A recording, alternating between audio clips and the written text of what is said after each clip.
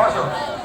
যেটা বলছিলাম, যিনি চার্জে আছেন আমি তার সাথে কথা বলতে চাইছি। আসুন, কার গাড়ি ঢুকেছে না ঢুকেছে দেখতে হবে, অবশ্যই ছেড়ে দিয়ে হবে এমার্জেন্সি গাড়ি হলে। যাক, এইদিকে তাকাও, এইদিকে তাকাও, এইদিকে তাকাও। এটা প্ল্যান একটা হতে পারে তোমাদের মাইন্ডকে ডাইভার্ট করার জন্য। যাক বন্ধুরা, আগামী 29 এপ্রিল আপনাদের কাছে একটা বড় সুযোগ আছে।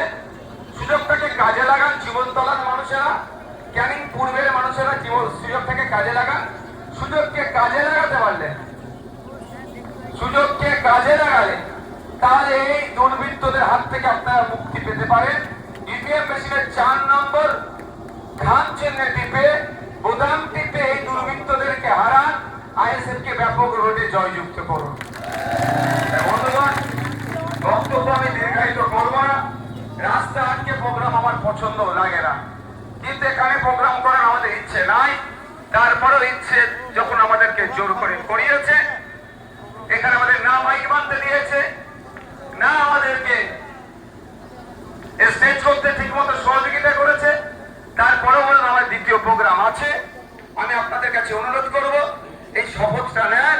দুর্বৃত্তদের হাত থেকে ক্যানিংকে মুক্ত করতে হবে। আপনারা রাজি আছেন? রাজি আছেন? রাজি আছেন তো নাকি? গণতান্ত্রিক প্রক্রিয়ায় আমরা আমাদের সর্বোচ্চ দিয়ে লড়াই করব, গণতন্ত্রকে প্রতিষ্ঠিত করব।